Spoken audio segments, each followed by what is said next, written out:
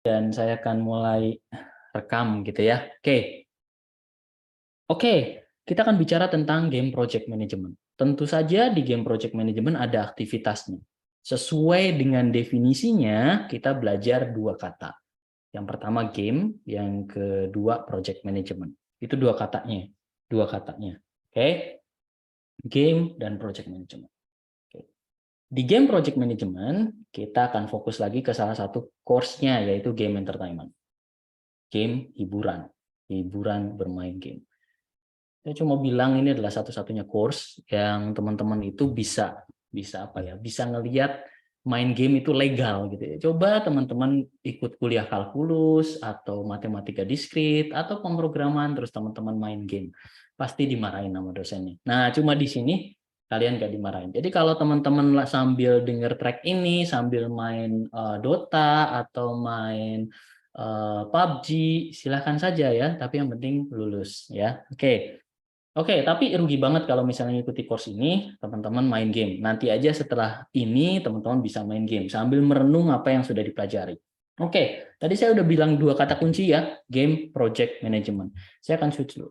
Jadi kita bicara dua kata kunci di situ, game dan project management. Ya, kalau kita bicara project management, kita bicara dua kata, manajemen, ya, tata kelola, dan juga project.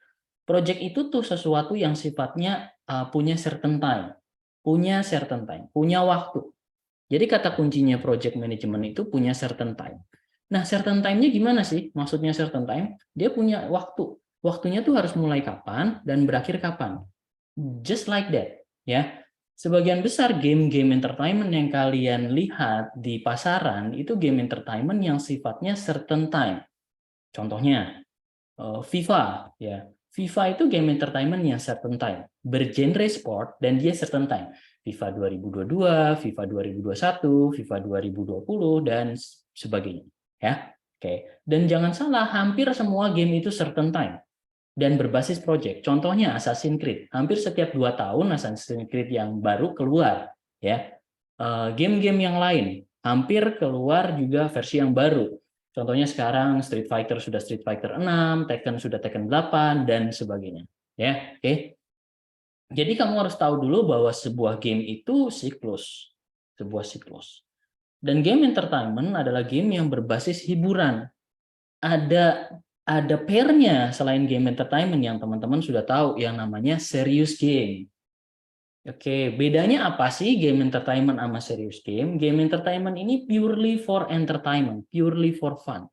Sementara serious game itu purely for education through game. Jadi game ini kalau game yang sana di mata kuliah yang sebelah ya, serious game itu game yang di kamuflase. Sebenarnya itu pelajaran cuma di kamuflase jadi game. Sementara game entertainment ini game yang ditujukan for profit. Jadi ya, begitu kita bicara kata-kata entertainment, ya entertainment, kita sebenarnya bicara satu kata yaitu profit, ya profit. Oke, satu kata itu profit. Profit untuk kapan? Profit untuk certain time, ya. Kalau teman-teman lihat ya, FIFA misalnya sekarang tahun 2022 ya. FIFA 2022 itu punya certain time. Mereka memperoleh untung certain time di waktu-waktu tertentu. Ya, mostly sebagian besar itu sampai 3 tahun atau 4 tahun. Ya, oke. Coba teman-teman tebak nih, game apa yang sudah 5 tahun masih menguntungkan? Coba teman-teman bisa tulis nggak di kolom chat ya. Game apa yang teman-teman pernah mainkan udah 5 tahun masih menguntungkan? Bahkan ada yang sampai 10 tahun, gitu ya. Oke. Ada yang tahu nggak kira-kira apa tuh ya? Oke. Tuh bener banget tuh ya.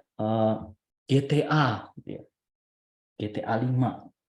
Saya kaget banget begitu main GTA 5 di konsol current game. Ya, di konsol current game. Jadi kalau teman-teman melihat satu konsep entertainment game itu punya dua reach. Dua reach itu dua arah. Satu itu adalah current game, ya, current game. Satu itu next game. Next game. Nah, gitu ya. Jadi kalau sekarang current game-nya itu PS5 atau apa namanya Xbox Series X atau S, itu next gen. Current gen-nya itu PS4 dan Xbox One. Nah, gitu ya, teman-teman bisa lihat tuh. Oke, sama seperti dulu ya. Previous gen-nya adalah PS3 dan Xbox 360. Nah, ya, jadi teman-teman bisa bayangkan itu. Sebelumnya lagi ada PS2 dan ada Xbox original. Nah, gitu ya. Jadi teman-teman bisa bayangkan itu. Dan sekarang ya, current gen dan next gen ini mulai menjadi satu kesatuan ya. Oke. Ya, satu kesatuan. Jadi kalau teman-teman melihat sekarang gitu, game-game yang sekarang itu kemungkinan sudah menggunakan konsep multi platform ya. Oke, multi platform. Saya bisa main di konsol, saya bisa main di mobile, saya bisa main di PC. Ya, contoh gamenya mungkin kalau teman-teman pernah dengar game sepak bola pakai mobil yang namanya Rocket League, itu game yang dapat penghargaan yang dibuat dari indie. Game itu dibuat gratis tapi sukses banget. Ya, atau teman-teman bisa melihat bagaimana Genshin Impact ya, yang karakternya kawaii-kawaii gitu ya. eh, Mereka itu sukses di mobile phone dan kemudian diporting ke Switch dan ke yang lain. Nah, ya sudah mulai ada arah ke sana. Jadi sudah mulai arah di sana. Selain multi platform, mereka juga mendukung crossplay. Nah, ya, teman-teman mungkin pernah dengar crossplay ya. Jadi saya bermain misalnya Rocket League di Xbox Series X, maka saya bisa bermain dengan teman saya yang di mobile phone, misalnya seperti itu ya. Dan itu adalah tren game entertainment di masa kini. Jadi tren game entertainment itu ke sini ya, tren game multi platform, crossplay ya. Oke. Dan kalau kita bicara dua hal ini, kita akan nggak lepas dari bagaimana game entertainment itu dikembangkan ya, game entertainment itu dikembangkan. Oke. Game entertainment itu dikembangkan dengan dua model yang paling simple ya, waterfall ya. Jadi kalau teman-teman pernah belajar pembelajaran di kampus yang namanya rekayasa perangkat lunak, maka teman-teman akan pernah mendengar istilah waterfall ya. Waterfall seperti ini ya. Proses video game itu mostly sebagian waterfall. Kenapa saya katakan waterfall bukan agile sih? Karena video game udah di-define sejak awal ya, di-define sejak awal. Beda dengan requirement sebuah perangkat lunak, itu di tengah jalan customer bisa ganti. Tapi kalau game ini udah solid banget, planningnya udah solid sehingga aman dikembangkan secara waterfall. Ya, contohnya misalnya game Battlefield misalnya atau Call of Duty. Game Battlefield dan Call of Duty itu dikembangkan dengan konsep cerita dulu di depan, ya. Kemudian ada characterization, kemudian setelah itu ada campaign model, kemudian setelah itu multiplayer. Dan setelah itu setelah sudah fix konsepnya dikembangkan, ya. Dan teman-teman perhatikan kok, ya, game-game entertainment itu selalu certain time. Dan mereka itu bahkan seperti kompak, ya. Walaupun Call of Duty buatan Activision, Activision teman-teman tahu ya, itu perusahaan yang legend banget. Kenapa saya katakan legend banget? Karena dia adalah perusahaan hasil ya sebuah game konsol yang paling terlaris di zaman dulu yang namanya Atari. Yang saya sendiri nggak tahu, tapi kata ayah saya dia pernah bawain untuk saya waktu saya bayi gitu ya. Mana tahu gitu ya. Oke. Nah, atau nggak belum lahir kali ya. Oke. Karena begitu saya lahir itu udah zaman-zamannya ya, saya jadi ketahuan nih. Zaman-zamannya udah mulai arah-arah ya, ya kalian tahu lah yang apa yang sudah pas saya lahir tuh udah Super Nintendo. Nah, gitu ya. Pasti tahu nih ketebak nih umurnya. Jadi Anda pengen nebak umur tanya aja lahirnya itu pas kamu lahir kamu megang konsol apa pertama kali. Nah, oke. Super Nintendo. Oh, berarti tahu umurnya segini. Nintendo wah sepuh banget nih ya. Oke. Atau enggak ternyata Atari. Wah, ini legend. Nah, gitu ya, teman-teman. Teman-teman bisa bayangin enggak? Nah, gitu. Grand Theft Auto misalnya. Begitu saya lihat Grand Theft Auto gitu ya. Terlepas dari kontroversinya yang nggak baik untuk kalangan dengan umur-umur tertentu yang belum bisa memfilter sebuah informasi, Grand Theft Auto adalah game yang awesome banget, ya, awesome banget ya. Oke, dan teman-teman tahu ideation game, pendekatan ide gamenya tuh nyeleneh gitu ya, nyeleneh, dan itu yang disukai. Mana bisa saya di kehidupan nyata nyuri mobil sih, ya, oke.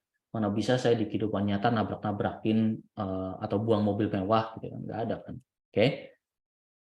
ide-ide tersebut dikombinasikan dengan sekumpulan permainan gitu ya, multi platform dan crossplay, jadilah game yang keren. Nah, kalau kita bicara game project management di game entertainment, tahapan pertamanya adalah kita sebut dengan ideation. Ya, ini minggu pertama kita bahas ideation. Ya, oke. Kan ada perempat pertemuan tuh ya. Oke. Minggu kedua kita akan bicara desain. Bagaimana sih kita mendesain sebuah game entertainment yang benar dan baik. Ya.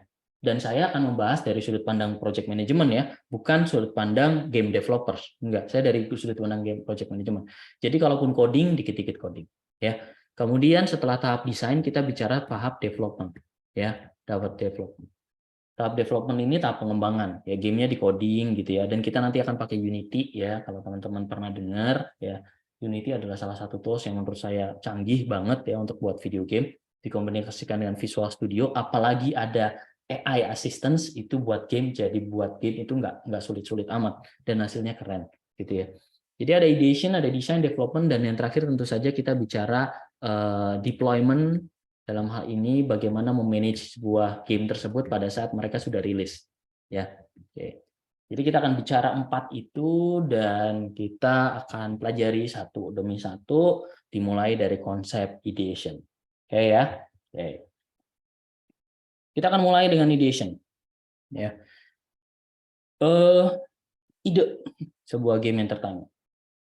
Jadi ideation kalau di software atau rekayasa perangkat lunak itu mirip banget dengan konsep requirement engineering atau rekayasa kebutuhan.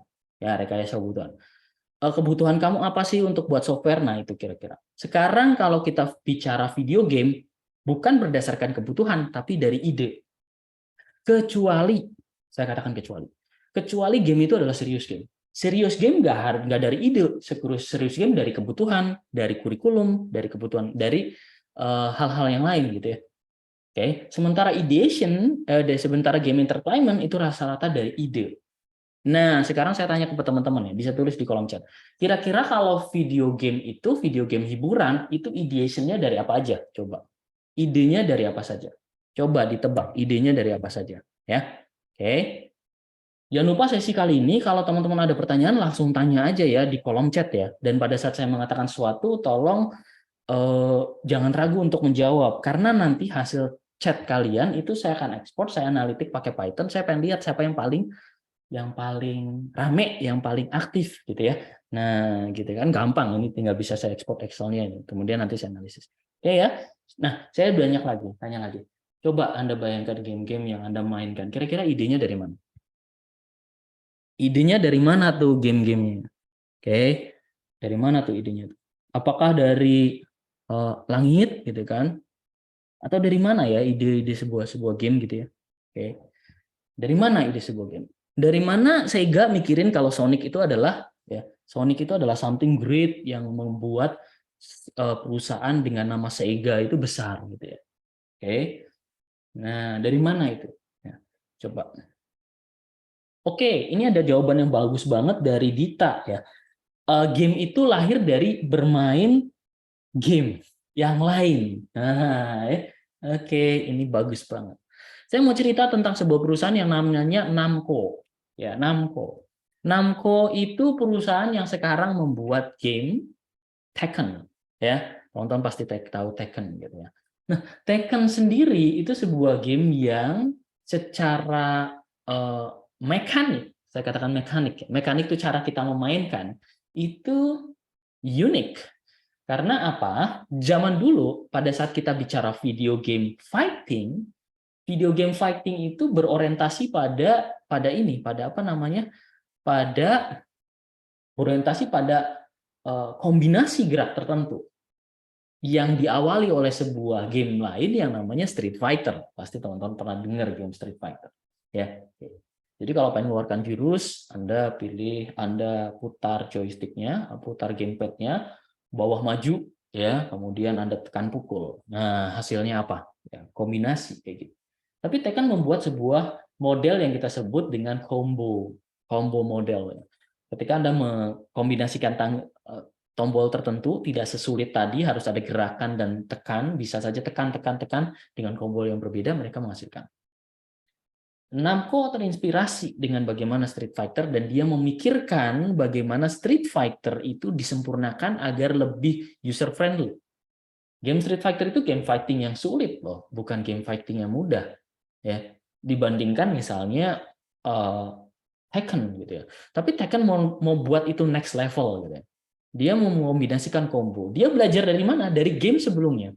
Sega punya sebuah game fighting juga ya, sebuah game fighting juga yang dinamakan dulunya Virtua Fighter ya. Yang Virtua Fighter modifikasinya dan keberlanjutannya itu berubah menjadi sebuah game yang kita pernah dengar, buatan tim Ninja, developernya tim Ninja yang dikenal dengan Dead or Alive. Mungkin teman-teman pernah dengar. Dead or Alive itu adalah purely combination model. Nah, si Tekken kombinasikan tuh. Nah, jadi bener banget kalau ada teman-teman yang berasal dari pengalaman bermain game, ya. Ada jawaban lagi nih dari mana? Dari Rizky nih, bisa jadi budaya suatu negara. Pernah dengar nggak game judulnya Battlefield 1, Battlefield 5 gitu ya. Nah, mereka ngambil settingnya itu sejarah. Even Assassin's Creed, ya, Assassin's Creed 1, 2, 3, dan seterusnya itu adalah terinspirasi sejarah yang dikombinasikan dengan imajinasi. Ini mirip banget seperti apa kata Carlos ya. Diimajinasi, kombinasi imaji, ya. Oke. Atau dia juga bisa dari sesuatu yang disebut dengan IP atau intellectual property. Contohnya apa? Contohnya saya akan coba mainkan sebuah game ya. Oke. Oke, saya akan coba mainkan sebuah game. Ya. Nah, itu ya, mungkin teman-teman bisa lihat gitu ya. Saya akan connect ya. Oke. Sekarang game itu dijalankan streaming, teman-teman. Bayangkan streaming. Ya. Saya menggunakan, teman-teman mungkin lihat di layar gitu. Saya menggunakan streaming di sini ya. Oke, dan saya akan mencoba sebuah game dan ini adalah game yang basisnya IP ya, intellectual property. Kita lihat gamenya seperti apa. Ya. Oke. Ini adalah sebuah game. Ya, game berbasis intellectual property. Teman-teman tahu, ini adalah game berjudul Gotham Knight, gitu ya. Game ini game baru, ya, lanjutan dari Batman yang sudah wafat, kemudian diganti dengan apa ya? Dengan sebuah cerita tentang masa setelah Batman tiada, ya. Oke, oke. Teman-teman bisa melihat di sini ada beberapa hal yang penting di konsep game entertainment. Pertama, karakter. Ya. Dalam sebuah game entertainment yang umum, karakter itu umumnya lebih dari satu. Coba teman-teman lihat ya. Saya matikan kamera saya dulu supaya nggak terlalu berat ya streamingnya. Teman-teman bisa melihat ya, dalam sebuah game saat ini ya, teman-teman bisa melihat karakternya lebih dari satu. Sama pas kita main Genshin Impact, karakternya kan banyak banget ya. Oke, banyak banget tuh karakternya. Saya bisa pilih dulu di sini. Dan setelah punya karakter, teman-teman tebak apa yang terjadi berikutnya. Ya, kita punya yang disebut dengan eh, apa namanya? Ini mission. Nah, itu ya. Story. Nah, ya. Teman-teman bisa lihat. Jadi sekarang game itu bukan cuma bicara gameplay, mereka punya story, mereka punya karakter, ya, dan sebagainya. Oke, ada yang pernah main game ini? Saya belum. Ya, jadi saya nggak tahu ini ngapain di sini. Oke, oke. Kita akan pilih Y untuk open menu. Oke, bagaimana saya menghilangkan ini sebentar. Oke, oke.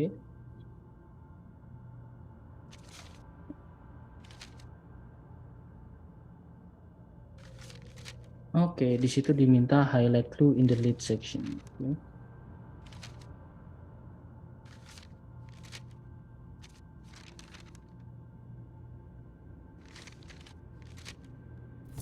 Oke.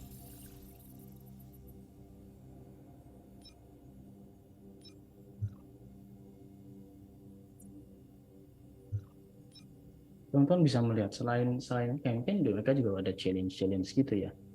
Dan ini IP based game. Jadi kalau teman-teman main ini rata-rata orang tersebut mungkin pernah baca komiknya, pernah main game sebelumnya dan sebagainya, ya. Oke. Jadi setelah itu kita dan teman-teman melihat model game yang saat ini. Ada yang kita sebut dengan apa yuk di model game saat ini. Ada yang kita sebut dengan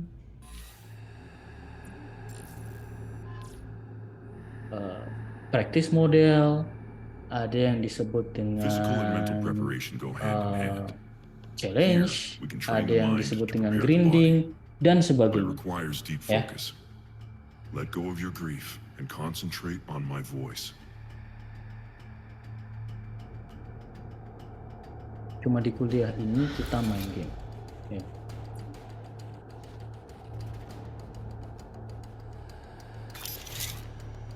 Itu bisa saya aim gitu ya.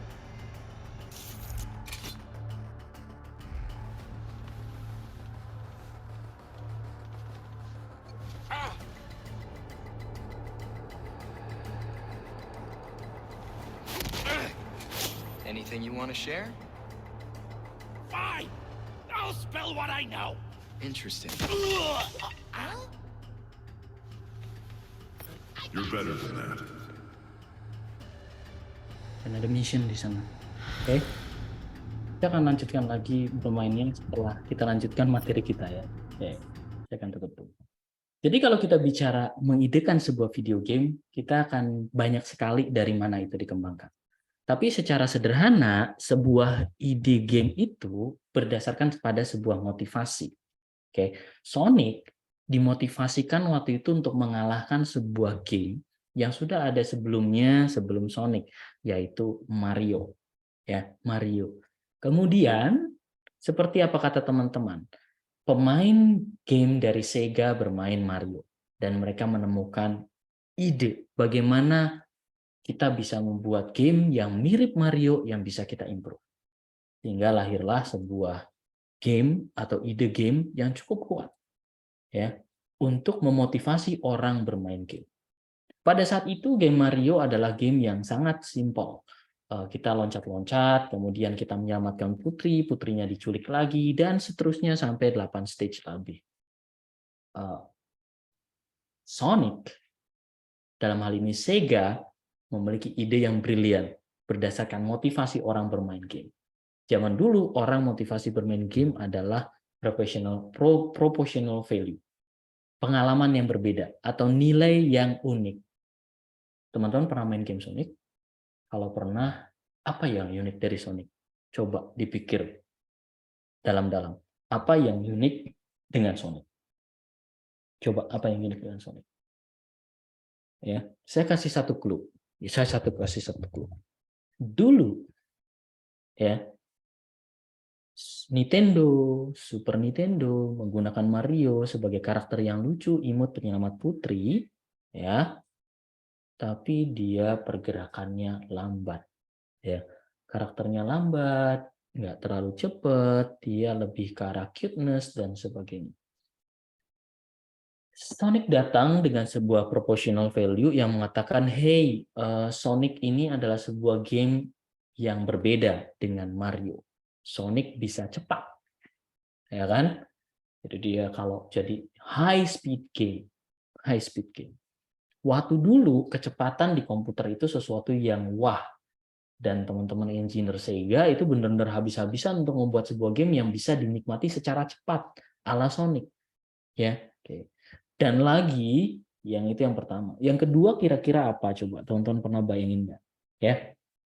Yang kedua adalah game Sonic itu game yang kalau teman-teman perhatikan dia itu unik berdasarkan stage. Kalau teman-teman bermain game Super Mario di tahun yang sama dibandingkan dengan Sonic, game Sonic ini level 1, level 2, level 3 itu berbeda banget tampilannya. lokasinya beda, entah itu di pabrik, entah itu di hutan, entah itu di taman, it's different things. Jadi pertanyaan pertama pada saat kita bermain game adalah apakah game tersebut memiliki kesulitan yang cukup untuk intended audience. Jadi ada satu titik ide sebuah game itu didasarkan pada kesulitan, ya, pada saat kesulitan, oke, pada suatu kesulitan. Nah, pada suatu kesulitan. Contohnya nih, coba teman-teman pernah dengar nggak satu game yang sulit banget dimainkan tapi punya fans? Coba game apa? Pernah dengar nggak? Ya, pernah dengar nggak? Ini game PC ya. Oke. Nah, Dark Soul tuh ya, bener banget nih, Mas Fatwa nih, Dark Soul. Dark Soul adalah contoh game yang menatakan bahwa ada pemain game yang suka main game untuk menjadi sengsara karena mereka challenging. Nah, bandingkan dengan game-game yang fun seperti misalnya game apa itu ya, game-game yang simple-simple sederhana gitu ya. Eh, Gamenya seperti Tetris ya, terus menyamakan warna. Nah, itu ada audiensnya sendiri ya. Oke, ada audiensnya sendiri ya. Nah, Flappy Bird. Nah, ini ya Flappy Bird tuh dari Prabowo ya, Flappy Bird. Kalau teman-teman pernah dengar Flappy Bird tuh ya, sampai pengembangnya itu menarik gamenya. Menarik game Flappy Bird itu ya. Karena gamenya itu menurut dia itu membuat banyak orang stres. Saking penasaran main game. It's different dengan yang kita pernah dengar yaitu Angry Bird. Jadi game idea itu berdasarkan kesulitan. Kamu pengen game idea itu kesulitannya berdasarkan apa? Dan yang kedua, pada saat teman-teman menyusun game idea untuk game entertainment, saya katakan lagi, ini game idea untuk entertainment. Coba jelaskan apakah gamenya ini untuk memenangkannya itu perlu random.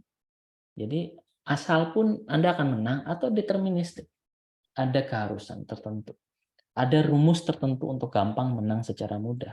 Ya, ide seperti itu diambil oleh Capcom, ya, perusahaan pengembang yang sama dengan Street Fighter, mengembangkan game karakter berwarna biru ini yang teman-teman pasti udah pernah dengar, yang namanya Rockman. Rockman, oke?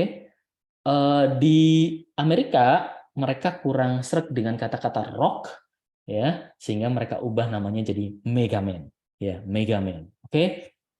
Itu cuma masalah nomenklatur aja ya. Sama waktu itu teman-teman pengembang di Capcom nggak setuju kalau di namanya Vega, harusnya namanya M. Bison dan seterusnya. Jadi ada perdebatan juga terkait dengan nama. Nah, ini juga sama, Rockman atau Mega Man. Nah, Mega Man ini game yang unik karena mereka menjelaskan satu model yang disebut dengan deterministik. Deterministik itu gini kan. Game itu akan berjalan sangat mudah kalau kamu mengikuti aturan-aturan tertentu yang dirahasiakan. Contohnya, untuk mengalahkan bos es, saya harus mengalahkan bos api dulu. Untuk mengalahkan bos api, saya harus mengalahkan bos tanah dulu, dan seterusnya. Nah, gitu ya. Itu yang disebut dengan deterministik. Sementara kalau random, itu menang atau kalah, itu didasarkan pada lucky aja, pada saat beruntung aja. Ya, oke. Pada saat beruntung aja. Contohnya misalnya main game Monopoly itu mostly random daripada deterministik. Nah, ya. Dan beberapa game juga itu berdasarkan pada sebuah interesting decision. Ya, interesting decision. Oke, contohnya misalnya gini. Ya. Ya. Ada sebuah game yang namanya Far Cry, ya. Ini game AAA yang saya sendiri nggak terlalu hobi gitu ya, bermain Far Cry karena menurut saya terlalu terlalu aneh idenya gitu, sekte-sekte khusus gitu ya. Tapi saya coba bermain Far Cry 4 atau 5 gitu ya. Dan di situ saya sangat excited karena mereka punya interesting decision. Kalau saya main game, kemudian saya diamkan saja karakter saya di meja makan ya, bersama karakter musuhnya ya. 15 menit gamenya tamat. Ya. Nggak ada sama sekali challenge di sana. Nah, itu yang disebut dengan interesting decision. Ya. Selain itu, interesting decision juga bicara bagaimana kita memilih senjata yang tepat dan sebagainya. Tapi itu game idea yang mungkin digunakan dan diaplikasikan untuk entertainment game. Nah, gitu ya. Dan sebuah game itu akan memiliki fan space yang bagus pada saat game tersebut bukan giliran Anda, tetapi game tersebut tetap menyenangkan untuk dilihat. Ya, oke. Contohnya misalnya saya zaman dulu ingat banget waktu eh, kuliah jadi mahasiswa gitu ya. Pada saat saya pertama masuk itu ada sebuah game yang namanya Counter Strike. Saya nggak tahu teman-teman masih ingat nggak ya? Counter Strike Go atau apa gitu ya. Oke. Nah, pada saat karakter saya mati, kemudian saya masuk jadi spectator, ya orang yang ngeliatin game, nah itu ikut heboh gitu ya. Artinya kalau saya ikut heboh itu adalah sesuatu pengalaman yang fun, ya sesuatu pengalaman yang fun, ya itu yang menjadi dasar game idea yang bagus ya. Nah gitu ya. Oke. Game idea itu akan menuju ke satu konsep yang namanya game design. Jadi saya ingin Anda mengingat beberapa kata-kata yang penting ya. Tadi game idea, ya game idea, ya, ide sebuah game diperoleh dari mana? Macam-macam. Ada yang teman-teman bilang dari komunitas, dari hal lain gitu ya, macam-macam. Terus kita validasi ide kita lewat pertanyaan-pertanyaan tadi. Ada nggak yang valid dan sebagainya. Ya. Dari game idea akan lahirlah satu konsep yang kita sebut dengan game design. Game design, perancangan video game. Ya, oke. Definisi game sendiri melalui artikel publikasi ya yang dibuat oleh Suits tahun 78, game adalah suatu aktivitas voluntary ya untuk menyelesaikan suatu tantangan tertentu. Nah, gitu ya. Orang main game entertainment tuh nggak ada yang dipaksa. Seumur-umur nggak pernah ibu Anda bilang, "Hai, ya, hai Carlos, kamu main game?" Nggak ada. Ya, nggak ada tuh. Ibu mana yang minta anaknya main game? Enggak, tapi Anda secara voluntary pulang sekolah ke rental PS ya. Cuma pengen apa? Cuma ingin menyelesaikan obstacle. Tantangannya apa?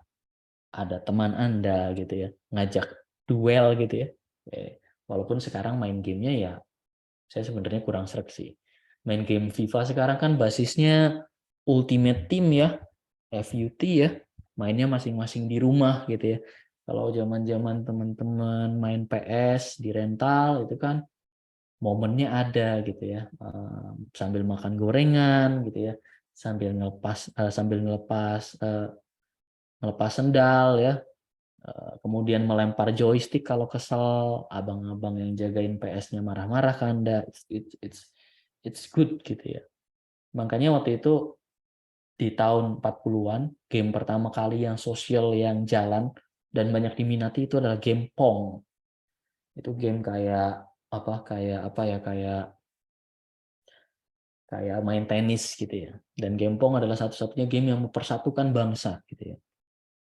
Karena pada saat itu perang, orang-orang pada bosen, mereka cari hiburannya game Pong. Ya. Mayer mengatakan bahwa sebuah game itu interesting decision, sekumpulan keputusan yang menarik.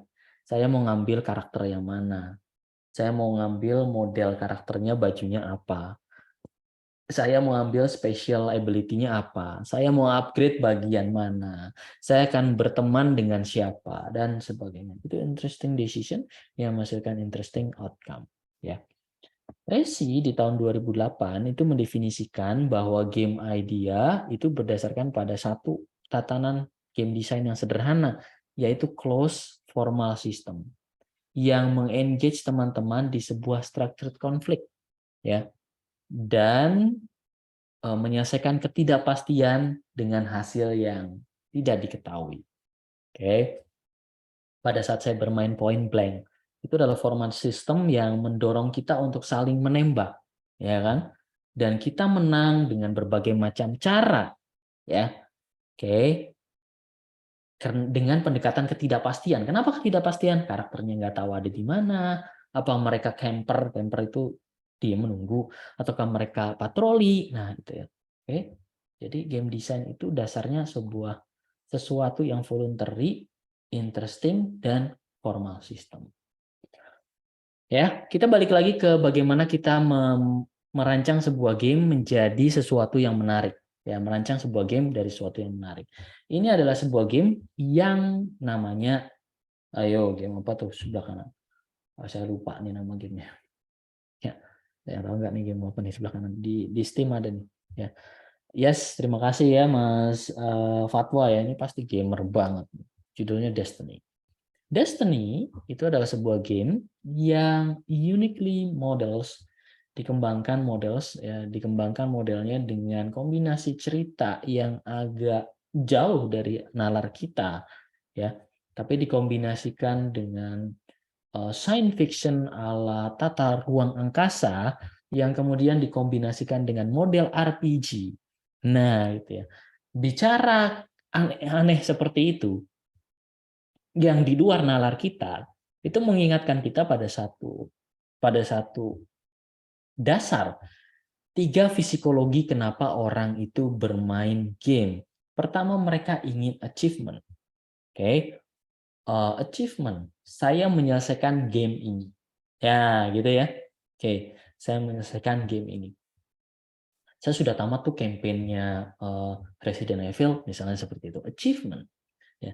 Yang kedua, recognition. Kamu paling jago pas bermain PUBG. Skor kamu paling tinggi di sana. Kamu dikenal. Level kamu paling tinggi di Destiny. Level kamu paling tinggi di game tertentu. Kamu paling punya banyak Pokemon di Pokemon Go. Recognition. Dan kebutuhan ketiga terkait dengan fisiologi bermain game itu adalah satisfaction. Kepuasan sendiri. Saya pernah melihat ada orang yang memainkan seluruh side mission dari Grand Theft Auto sampai nggak ada sama sekali misi di Grand Theft Auto. Ya, dia merasa puas. Side challenge-nya semua selesai. Gear-nya di power up semua selesai. Nah itu satisfaction. Ya, jadi kalau orang bertanya kenapa mereka bermain sebuah game hiburan, ada 3 dasar keinginan psikologi tersebut. Ya, capaian, dikenal, dan juga di apa ya,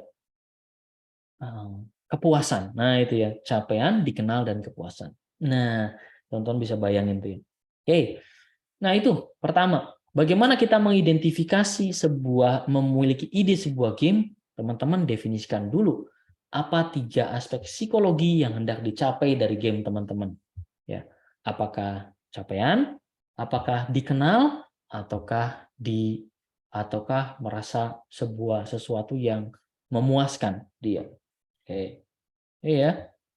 Coba sekarang saya tanya kepada teman-teman. Teman-teman pernah main Angry Bird? Pernah ya? Ya, Angry Bird adalah kekejaman burung menaklukkan babi, ya. Oke. Kalau teman-teman pernah bermain Angry Bird, apapun itu, ya, oke. Saya ingin menanyakan Anda, oke. Oke. Achievement apa yang paling Anda banggakan pada saat bermain Angry Bird? Capaian apa yang Anda banggakan kalau bermain Angry Bird? Coba. Oke. Capaian apa yang Anda banggakan kalau bermain Angry Bird? Nah, itu. Pernah ya main Angry Bird ya? Masa nggak pernah? Ya, pernah ya? Capaian apa tuh? Yang paling membuat Anda bangga? Gitu. Ya, ayo. Pada saat ngapain? Nah, ya. Nah, itu ya. Contohnya supaya. Nah, itu ya. Terima kasih nih dari Putri Regina nih ya. Menjatuhkan semua babi 1 kali tembak. Ya, oke, achievement tuh. Terus setelah selesai bintangnya 3 penuh, achievement. Nah, itu ya. Jadi kalau saya cuma boleh bilang, beberapa game itu menonjolkan satu aspek tertentu. Menonjolkan di aspek tertentu. Orang main FIFA, ya, yang ditonjolkan di FIFA Ultimate Team itu adalah recognition. Kamu dikenal sebagai pemain yang keren. Orang main point blank itu yang aspek utamanya adalah recognition, dikenal, ya. Baru ada ikutan sisa-sisanya. The point is, pada saat kita bicara motivasi sebuah video game, maka teman-teman akan menemukan urutan dari achievement, recognition, atau satisfaction. Contohnya kita ambil adalah sebuah game Pokemon Go. Pokemon Go itu adalah game yang teman-teman sudah tahu dan sekarang sudah berbahasa Indonesia. Saking senang banget eh, saking senang banget Nintendo ngelihat pengguna orang-orang Indonesia yang antusias banget untuk mengambil Pokemon Go. Ya, untuk bermain Pokemon Go. Oke. Pokemon Go itu memiliki aspek exploration, ya, exploration di situ ya. Menemukan sebanyak mungkin Pokemon yang ada. Nah, ya, ini memberikan dia satisfaction. Wah, Pokemon saya paling banyak nih. Saya bisa nge-gym, ya istilahnya nge-gym ya kalau battle di Pokemon. Saya bisa nge-gym, ya misalnya seperti itu. Oke. Kemudian ada Chief Achievement, ya. Dapat XP yang banyak. Nah, gitu ya. Saya juga bisa socialization, bertemu dengan yang lain, terus kita battle. Nah, gitu ya. Game modern itu pasti memenuhi 3 aspek ASR tadi, ya, achievement, socialization, dan recognition atau exploration. Nah, gitu ya. Tonton bisa bayangin. Oke. Dari 3 aspek psikologi tersebut, maka sebuah game itu dirancang untuk memenuhi kebutuhan. Ya. Aspek psikologi itu sesuatu yang nggak terlihat tapi Anda seneng gitu ya, jalan-jalan, nonton film, kemudian dicintai, itu adalah bentuk aspek psikologi ya. Aspek psikologi itu harus ada sesuatu yang memfasilitasi itu, makanya ini yang disebut dengan basic need dari sebuah game entertainment. Basic need dari game entertainment itu macam-macam ya. Oke, saya akan ambil contoh karena ini kemungkinan akan keluar di kuis ya. Oke, pertama tapi nggak minggu ini. Pertama quest, petualangan. Petualangan. Kenapa game open world itu menyenangkan? Karena ada petualangan. Kamu bisa mengeksplorasi Los Santos misalnya seperti itu ya. Oke. Kemudian ada yang namanya pembelajaran. Wah, ya. Motivasinya pembelajaran. Oke. Kamu ngapalin tuh di otak kamu? Teman-teman ngapalin di otak teman-teman? Combo 12 hit karakter Tekken, Jin Kajama misalnya, teman-teman ingetin, ya, diingetin, diapalin tuh. Learning, belajar. Cuma bedanya kalau belajar gerak Tekken itu cepat apa, kalau belajar sejarah agak lama gitu ya. Kenapa? Karena nggak ada physiological need-nya. Anda nggak punya physiological. Begitu Anda punya aspek psikologikal, Anda akan mau belajar. Ya, gitu. Oke. Kemudian ada basic need yang berikutnya yang kita sebut dengan task management, tata kelola tugas. Ya, dulu ada sebuah game basic dari Nintendo yang mungkin teman-teman pernah dengar, judulnya Harvest Moon, ya, yang mirip-mirip The Sims. Nah, itu adalah game task management yang awesome, gitu ya, yang paling banyak diacungi modelnya. Oke. Kemudian game-game task management mulai keluar tuh, misalnya Dinner Dash ya, kemudian buat ngatur-ngatur ya dan sebagainya. Kemudian game-game simulasi seperti Tropico atau SimCity dulu ada yang kayak gitu ya, yang memikirkan task management. Even game-game yang perang itu juga sekarang kan tonton bisa lihat tuh di mobile gitu, ada yang berbasisnya task management. Fine, itu basicnya. Yang keempat, motivasi determination, determinate, menjadi paling unggul. Ya, fighting adalah game yang determination. Ya, penang jadi utama, berapa kali menang. Kalau teman nih ya, kalau ciri-ciri ini game determination. Kalau Anda kalah berkali-kali, Anda merasa kesal. Ya, oke. Nah itu berarti ada determination. Anda pengen yang jadi pertama, ya, determinate, ya, oke. Ya, game determination biasanya dikombinasikan dengan motivasi kompetensi. Ya, orang yang bisa unggul itu biasanya dia punya kompetensi yang cukup bagus. Dia punya strategi yang bagus. Ya, oke. Main FIFA itu perlu kompetensi. Dia harus paham strategi, milih karakternya, upgrade karakternya dan sebagainya. Dan yang terakhir thrill. Ini motivation yang paling banyak diadopsi. Thrill itu adalah pengalaman apa yang di dunia nyata yang nggak mungkin kalian lakukan di dunia nyata gitu, yang kemudian di shifting jadi game, ya, menjadi dewa, misalnya mencuri mobil, ya, menembak kepala seseorang, ya, headshot gitu. thrill. Anda ngerasa kan? Saya ngerasa senang banget deh. Saya ngerasa senang banget begitu saya main game yang namanya Sniper, gitu ya. Sniper Elite berapa gitu, 5 atau 4 gitu ya. Kemudian saya arahkan ke kepalanya gitu ya. Terus saya tembakkan gitu ya. Jeder gitu ya. Terus kepalanya hancur gitu. Ada aspek thrill tersendiri. Dan apakah kalian akan melakukannya di dunia nyata? Tidak. Nggak mungkin Anda ya yang waras, orang yang waras, nggak mungkin Anda berani main game tersebut gitu ya. Maksudnya melakukan disebut di dunia nyata. Ya. Oke. Setelah sudah ada psychological need, berikutnya teman-teman akan belajar yang namanya game study. Game study adalah bagaimana kelengkapan game itu ada, ya. Kelengkapan game itu ada. Ada dua pendekatan game study. Yang pertama adalah ludologi, yang kedua adalah naratologi. Ya, naratologi adalah game yang basicnya itu adalah sebuah cerita. Gotham Knight yang teman-teman lihat itu adalah sebuah game yang basisnya naratologi.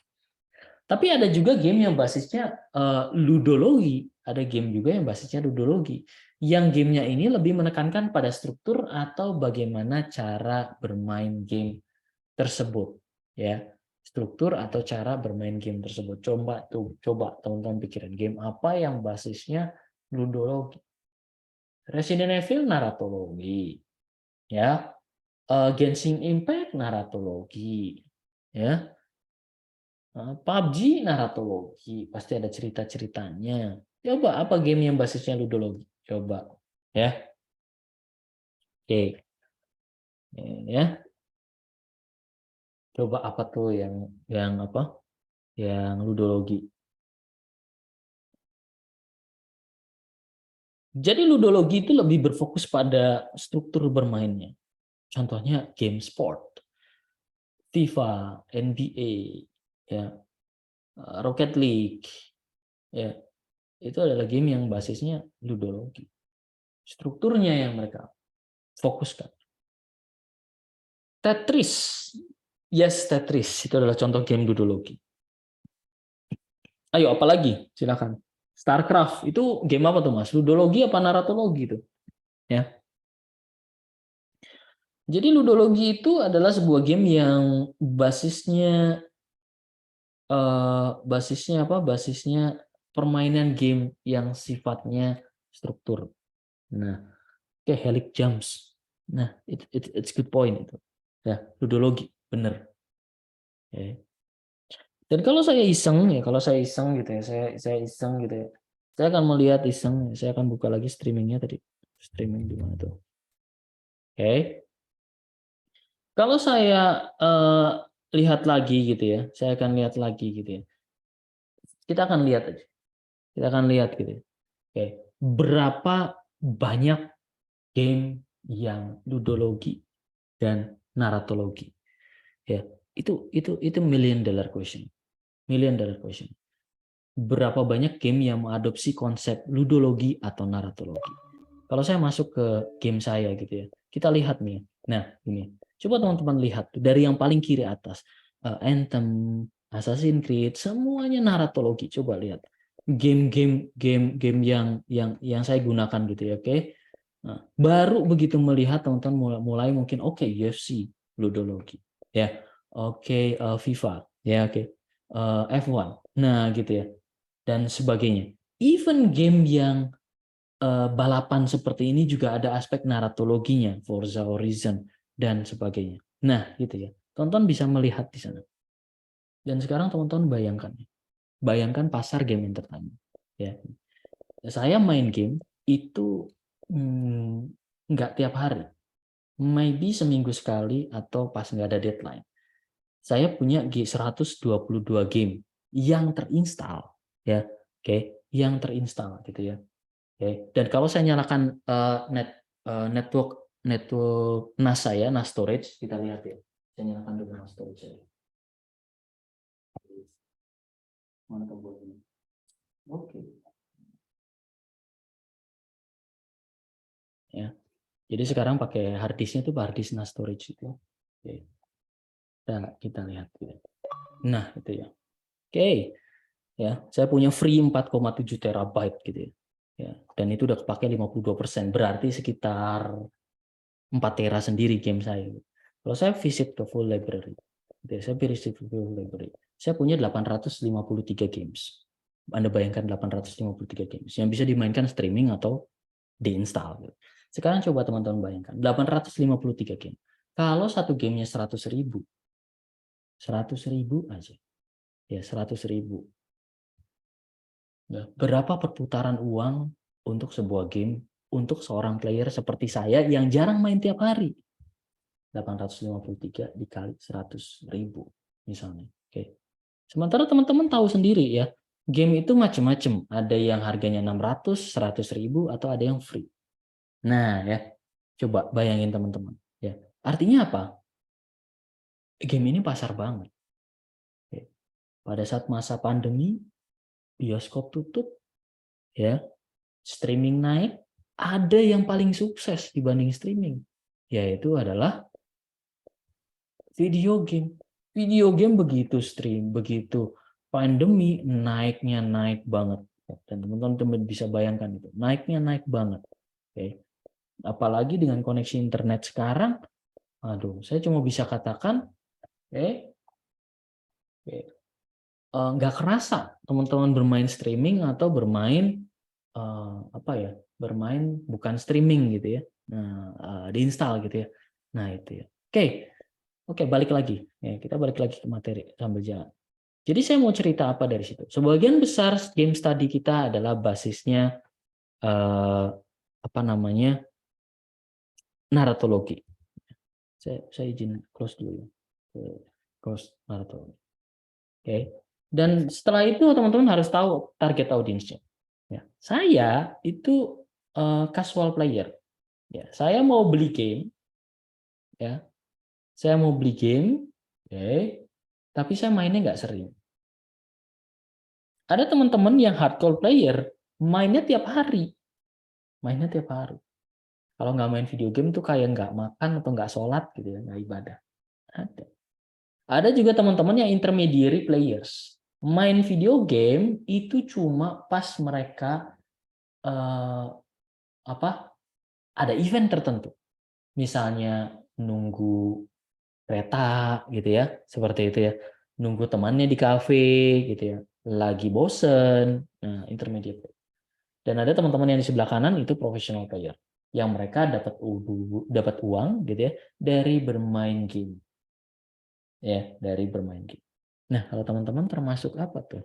Coba, teman-teman termasuk apa nih? Casual, hardcore, intermediate player, atau profesional. Nah, itu ya. Teman-teman menyatakan dirinya apa gitu ya? Casual, hardcore, atau intermediary, atau profesional. Nah, silakan di kolom chat. Dan jangan lupa presensi ya. Jangan lupa presensi. Tolong jangan lupa presensi. Ya. Di absensi PMGD. Oke. Ada hardcore ya. Dahsyat ya. Oke, ada casual gitu ya. Oke. Rata-rata cowok-cowok tuh kalau nggak hardcore casual. Kalau cewek-cewek rata-rata intermediate player atau casual. Jarang wanita gitu ya itu hardcore gitu ya, hardcore player. Kecuali mereka buat konten di YouTube. Ya, oke. Kemudian setelah itu ya teman-teman bisa lihat di sini bahwa setelah kita paham audiensnya, kita paham genrenya. Genre itu atau genre ya bacanya gimana? Genre. Nah, apapun itu ya, itu adalah satu model mengklasifikasikan sebuah game berdasarkan cara bermainnya. Ada action, ada adventure, ada sport, simulation, RPG, fantasi, card, board, family education. Ya. Game entertainment yang laris itu umumnya yang sebelah kiri dan ada cuma 5 bagian. Action, adventure, sport, simulation, dan RPG. Ya, dikombinasikan dengan genre yang lain, fantasi. Ya. Okay. Card dan board atau family game ada pasarnya tapi sedikit. Family game tuh misalnya Disneyland gitu ya. Card itu misalnya game-game seperti card ya, Yu-Gi-Oh apa gitu ya, yang basisnya anime gitu ya. Atau game-game yang lain, solitaire itu card, ya. Board itu seperti Monopoly, fantasi itu sesuatu yang nggak nalar ya, yang nggak ada di dunia nyata gitu. Alien misalnya, oke. Dan saya mau cerita gini ya, bahwa genre itu bukan satu. Jadi teman-teman pada saat bermain game, kamu genrenya apa? Action, nggak gitu. Ada action adventures, ya, action adventures. Contohnya Tomb Raider, action adventures, ya. Ada action RPG, Final Fantasy 15 action RPG. Oke. Ada sport simulation, contohnya Gran Turismo, misalnya kayak gitu. Ya. Oke. Nah, gitu ya. Teman-teman kebayang ya. Jadi genre itu bukan satu model, ya. Nah, gitu. Jadi satu genre itu bisa macam-macam. Bahkan multiple genre juga sangat possible. Ya. Oke. Nah, kalau kita bicara tipe game itu ada beberapa model. Tipe game itu ada beberapa model. Ada game statusnya, offline, online. Ada number of player-nya, single player, multiplayer. Dan ada gaming platformnya, konsol, PC, mobile, dan arcade. Oh iya, saya lupa. Ada yang masih suka main di arcade? Ya, di arcade ya. Nah, itu ya. Nah, itu. Mungkin teman-teman pernah main di arcade. Ya, mungkin zaman-zaman dulu ya, atau sekarang juga masih ya. Game-game seperti Tekken, Injustice ya, Flappy Bird ya, atau game favorit saya di arcade itu tentang menyeberang jalan. Ada yang tahu nggak game apa? Ayo, jadi burung menyeberang jalan. Saya kok lupa ya apa ya. Teman-teman ada yang ingat pernah main game itu nggak? Judulnya apa tuh? Ya, oke, di arcade ada tuh di time zone gede banget. Saya suka banget main game itu. Oke, kalau di arcade. Oh iya, saya ingat. Judulnya Crossroad, menyeberang jalan. Cobalah mainkan itu. Bahkan itu di TV juga ada sekarang. Oke, ya, gitu. Oke, platform. Saya sudah katakan multi platform, sekarang platformnya itu ada umum adalah platform PC, konsol, dan mobile. Mobile itu lebih banyak dan lebih variatif, tetapi secara tampilan mereka mungkin tidak sebagus konsol atau PC. PC itu elite grade. Saya kalau mau mengatakan orang-orang yang pakai PC untuk main game dan game-gamenya high demand ya, high resolution dan sebagainya, itu cuma orang-orang PC. Jadi jangan pernah bandingin lah orang PC dengan orang konsol, karena PC itu menurut kami, menurut saya pribadi itu adalah pemain game yang elit. Pemain game yang elit. Kenapa? Ya, pengen 120 fps, pengen resolusinya paling tinggi 4K dan sebagainya. Dan itu cuma bisa diwujudkan di PC. Konsol punya batasan. Xbox Series X misalnya paling mentok itu 8K. 8K. Itu pun udah ngos-ngosan ya. Di defaultnya dia 4K. Nah, gitu. Nintendo Switch Full HD ya. PSP apalagi. Nah, dan sebagainya. Jadi memang ada batasan. Cuma konsol itu lebih long lasting dibanding PC. Mobile apalagi lebih more long lasting. Karena mobile konsepnya adalah rich. Sementara PC adalah konsepnya high def. Pada saat kita berbicara game entertainment ada dua pilihan. Kamu pengen mengarah high def PC atau pengen mengarah rich definition. Jangkauan itu mobile. Konsol itu tengah-tengah. Konsol itu lebih ke arah sustainability. Ya. Jadi jangan kaget kalau konsol itu harganya lebih murah daripada PC. Coba teman-teman pengen main 4K pakai PC agak sulit kalau budgetnya seharga PS5 gitu ya. Nah, apalagi yang high resolution gitu. Oke. Makanya tapi ada tapinya, gamenya lebih mahal daripada PC. Steam itu akan lebih murah harganya daripada game konsol. Mobile itu lebih lagi, ya. Mobile itu model bisnisnya berbeda, ya. Modelnya mobile bisnis. Sebagian besar free, sedikit banget. Nah, setelah teman-teman tahu itu semua, maka ada istilah yang namanya game concept, ya. game konsep. Game konsep ini apa sih? Ya. Game konsep adalah bagaimana mengkonseptualkan game entertainment teman-teman sehingga menghasilkan sesuatu yang konkret. Ya. Game konsep dihasilkan dengan satu proses yang kita sebut dengan pengembangan misi, menyusun cerita, ya, gameplaynya seperti apa, dan mekaniknya gimana. Ada 4 komponen yang teman-teman lihat di situ. Statement misi, storyline ceritanya, gameplay, dan mekanik. Kita bahas satu-satu. Ya. Oke, kita bahas satu-satu. Ya, game konsep itu apa aja? Ya, oke. Untuk menyusun game konsep, teman-teman mengikuti proses yang seperti ini. Generating idea. Ya. Bagaimana cara menggenerate sebuah ide, sebuah game? Caranya tadi seperti apa kata teman-teman Anda? Bermainlah sebuah video game. Ya, menontonlah film. Ya, bacalah buku. Karena itulah sumber-sumber bagaimana video game jalan. Batman adalah salah satu bentuk sebuah video game yang timbul dari komik. Ya. Tom Clancy, ya, Rainbow Six adalah sebuah game yang timbul dari novel. Ya, oke. Sonic adalah sebuah game yang timbul dari game sebelumnya dan sebagainya. Setelah itu dipikirkan idenya kira-kira yang cocok itu apa. Nah, setelah itu buat mission statement, buat cerita, buat gameplay, dan buat game mekanik. Kira-kira itu 6 langkah yang kita lakukan. Oke, dan proses ini biasanya iteratif ya. Teman-teman yang mengembangkan video game itu disebut dengan game developers. Teman-teman yang mempublish game itu disebut dengan game publisher. Microsoft Game Studio itu adalah game publisher, ya. Tapi mungkin teman-teman akan lihat yang game developernya siapa. Activision itu publisher apa developer ya? Nah, coba ada yang pernah main Call of Duty? Saya pengen nanya, Activision itu publisher atau developer? Ya, ya. Kalau publisher, developernya siapa? Ya. Nah ya. Jadi selalu ada 2 hal itu.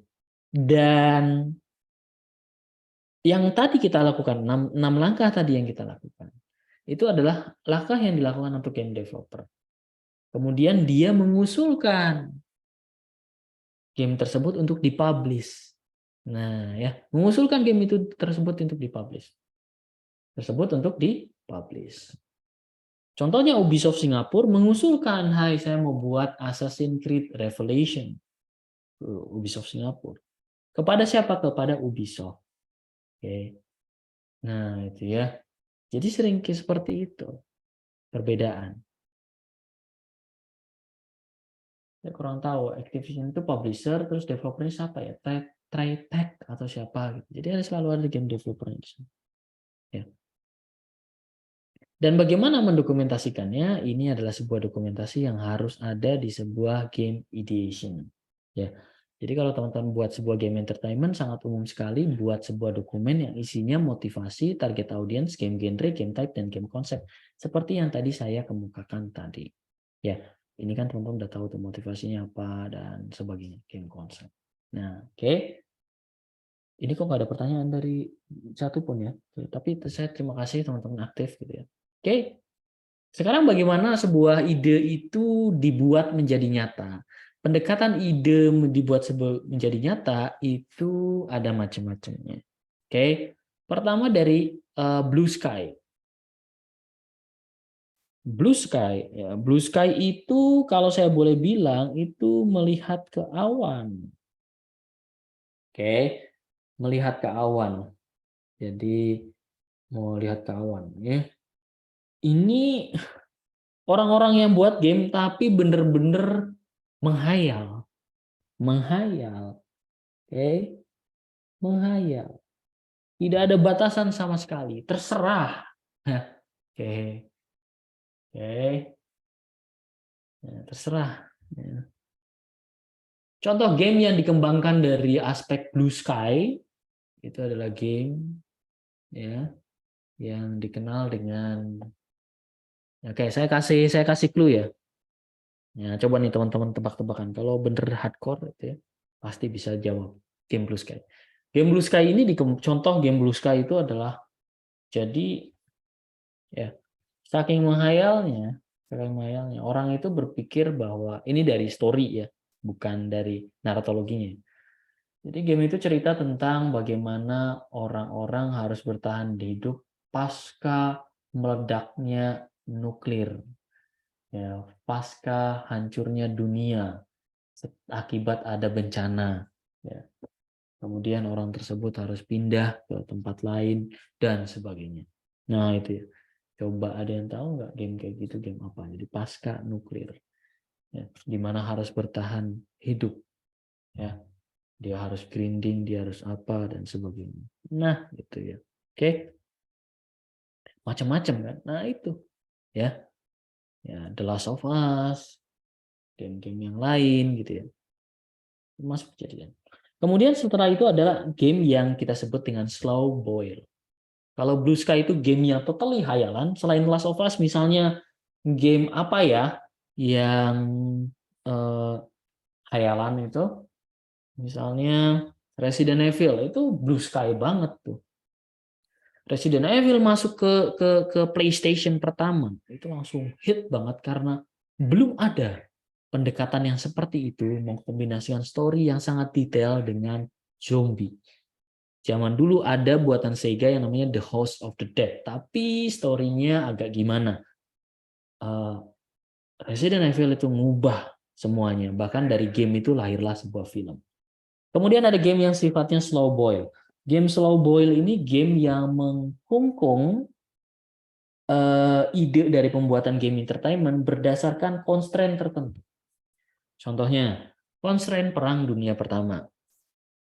Artinya pada saat Anda bicara Perang Dunia Pertama, gamenya ya seputar di situ. Nggak mungkin Perang Dunia Pertama misalnya pakai AK-47 misalnya ya. Kayak nggak ada gitu ya. Apalagi pakai yang lain misalnya. Nah gitu ya. Slow boil. Ya, game-game tertentu mengambil setting slow boil. Kemudian ada game-game yang basisnya mekanik. Ya. Game-game yang basis mekanik. Basisnya mekanik ini seperti apa sih? Game yang didasarkan kesenangannya berdasarkan bagaimana karakternya digerakkan. Coba, game apa yang Anda mainkan karakternya, terus karakternya bergerak, terus Anda menikmatinya gitu ya. Walaupun ceritanya nggak jelas.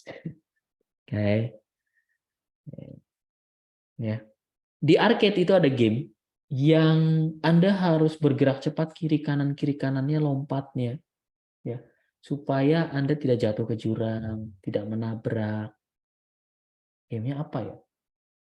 Ayo, ada yang pernah main nggak? Nah, gitu ya. Pernah nggak main gitu? Ya, jadi lari cepat gitu ya. Nah, itu.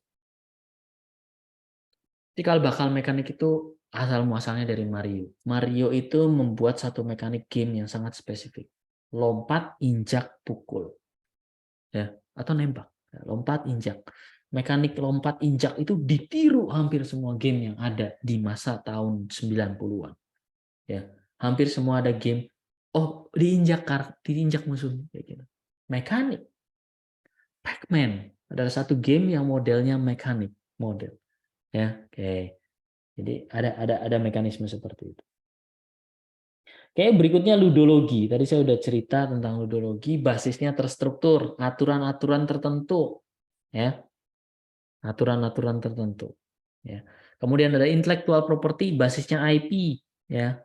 Game-game yang sudah di lock berdasarkan IP. Contohnya Spider-Man game, IP. Halo IP, Assassin's Creed IP, ya. Oke. Even The Sims aja itu adalah game yang basisnya IP. Okay. NBA IP, ya, oke, FIFA IP base dan sebagian besar game-game yang kita kembangkan sekarang adalah basisnya IP base, ya, oke. Kemudian ada game yang basisnya story, ya, seperti contohnya Tom Clancy Rainbow Six, ya, Rainbow Six adalah bentuk dari story, oke. Nah, ya. Kemudian game-game yang basisnya story lagi apa ya? Banyak banget yang basisnya cerita. Oke. Saya lagi berpikir apa game yang basisnya cerita yang mungkin Anda pernah mainkan. Oke, game terkait dengan research. Oke, ini agak lucu. Oke, ini agak lucu. Jadi ada game-game yang dihasilkan idenya dari research. Contohnya ya, contohnya ada riset psikologi yang memikirkan apakah sebuah game yang kalah terus-menerus itu membuat orang menjadi putus asa. Dan pada saat putus asa itu menyalahkan ke siapa. Nah, gitu. Terus di research tuh. Nah, jadi game-game riset tuh yang game entertainment yang tujuannya untuk men-shifting apa ya? Bukan culture, men-shifting psychological Anda. Oke, psychological Anda. Itu game yang basisnya research. Ya.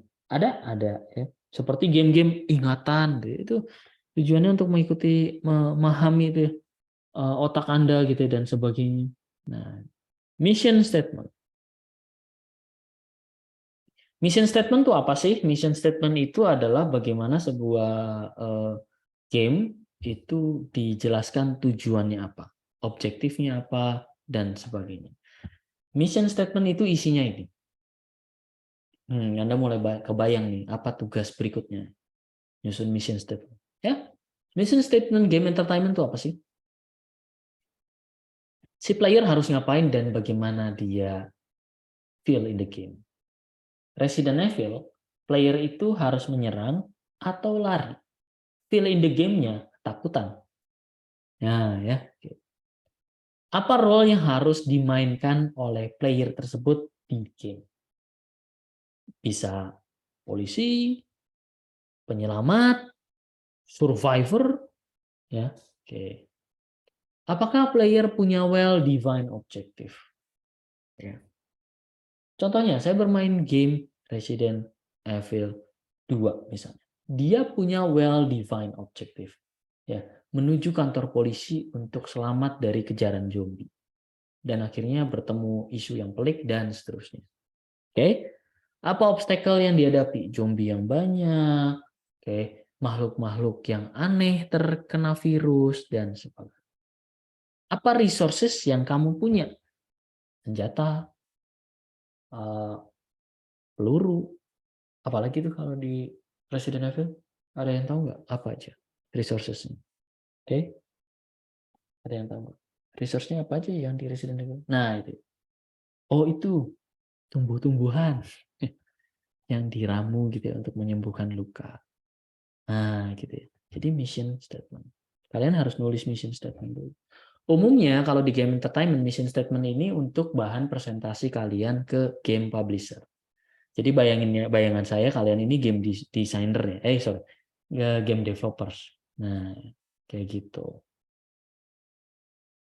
Contoh mission statement. Oke.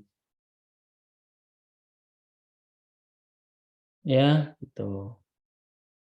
Contoh membuat game yang membuat sebuah sekumpulan challenge yang tantangannya bukan dari musuhanmu tetapi juga dari lingkungan sekitar. Ada tyrant, nah ini game-game fantasi ya, dan sebagainya. Oke, ini adalah sebuah contoh mission statement. Oke, saya akan ambil lagi contoh mission statement yang lain yang benar-benar diproduksi sampai jadi video game ya. Sebentar, izinkan saya nyari dulu.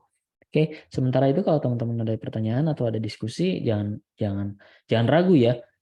Bad question is question that never questioned. Jadi pertanyaan yang buruk itu pertanyaan yang nggak pernah ditanyakan. Nah itu ya. Jadi nggak ada pertanyaan yang nggak bagus.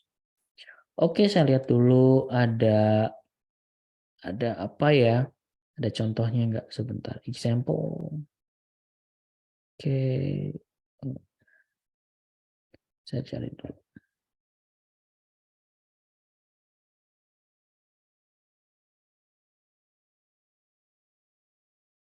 Oke. Saya mengambil contoh ini adalah sebuah game yang kita sebut dengan game overview sample. Game overview sample. Ini adalah contoh game mission statement sample. Namanya judulnya Farm Wars. Oke, Farm Wars. Game ini dikembangkan di platform PlayStation 3 ya, dengan target 15 sampai 21 tahun.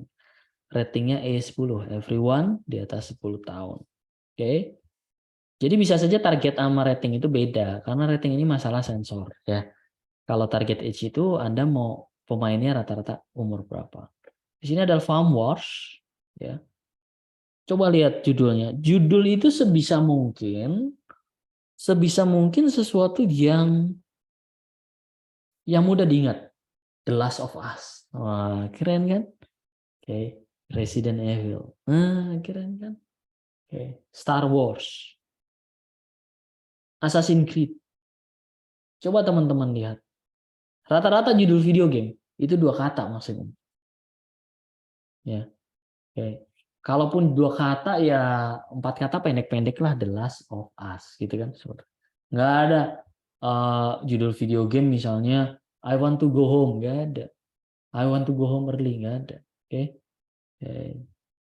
Jadi judulnya itu biasanya 2 kata rata-rata, feeling empty gitu ya. Oke. Gotham Knight, contohnya gitu. Oke. Nah, jadi contohnya kayak gitu ya. Pendek-pendek gitu. Bahkan ada yang 1 kata gitu ya. 1 kata ada. One on one. Ya, itu game basket pasti. Nah, itu. Kemudian ada game summary di sini. Teman-teman bisa lihat game summary. Dia langsung memperkenalkan karakternya. Old MacDonald has a farm. Diterusin ya, itu judul lagu ya. Nah, gitu ya. Jadi ceritanya ada karakter yang namanya MacDonald, terus kemudian memberi makan binatang ternaknya, ya. Dan binatang ternaknya marah karena sering dieksploitasi. Misalnya ayamnya sering dipotong, gitu ya. Sapinya sering dijual dan sebagainya. Akhirnya di malam hari, ya. Nah, ini ya, para binatang itu membuat sebuah armor gitu ya. Sebuah augmented. Nah, ini menghayal banget ya, binatang bisa buat baju perang gitu ya. Dan akhirnya mulailah lahir karakter-karakter seperti sapi pembunuh dan ayam gila dan sebagainya. Ya, dia harus ngelawan game tersebut. Terus kalau sudah melawan serangan, dia bisa menjual ladangnya untuk mengupgrade senjata-senjatanya, ya gitu. Oke, dan ada game story ya, dan sebagainya. Nah, gitu. Itu game summary. Kalau Anda perhatikan, game ini mirip apa ya? Nah, oke.